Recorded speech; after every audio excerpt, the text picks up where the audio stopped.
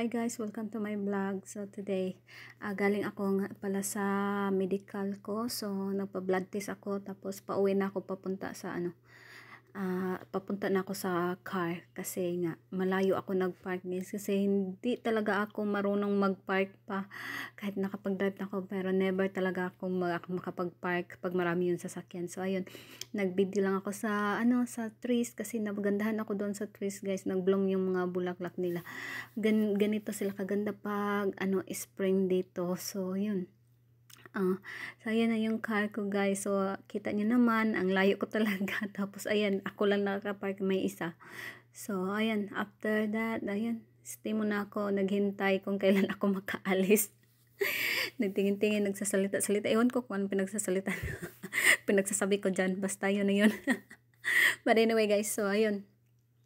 Iikot lang ako kasi pwede naman akong dumiretso, pero mas gusto kong umikot sa main road kasi doon sa kabila is maliit yung maliit yung daan. So baka kahit magkasya ako guys, parang hindi talaga kakasya yung sasakyan ko pag ako yung nag-drive. Pero actually takot lang talaga ako sa maliliit na daan. Kaya ayun, so doon tayo sa main road kasi marunong naman ako mag-change lane. Una takot ako mag-change lane guys, pero ngayon I'm good at it. So yeah, kahit everyday natin na gala, so makakaalis din tayo. So anyway, see you. So nakarating na ako ng bahay guys. So ayun. Bilis ko lang nakarating. Malapit lang naman kasi sa amin. It's only mga 15 minutes drive. Tapos ayun, kulang tayo ng bag kasi hindi man ako nagdala ng bag kasi nagbili ako sa Aldi ng nag-shopping ako sa konti, tapos yung pinag-shopping ko natila pa na yun na yung bag nasira.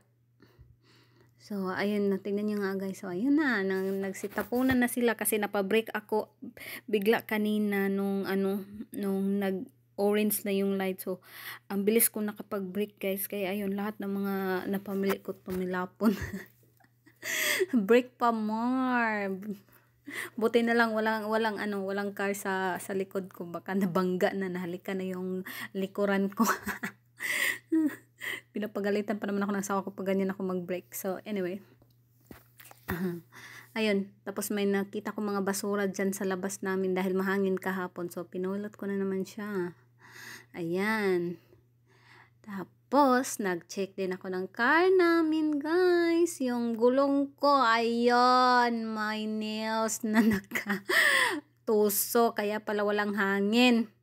So ayun na guys, lang tayo, magligpit ng mga pinamili. So nagbili nga pala ako ng napadaan ako sa drugstore, kaya yun, nagbili ako ng Betadine for Ayesha, taka multivitamins na rin sa picky eater kong anak.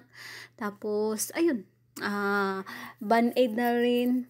Tapos nakabili din ako ng yung body mist ba, nakita ko sa chemist.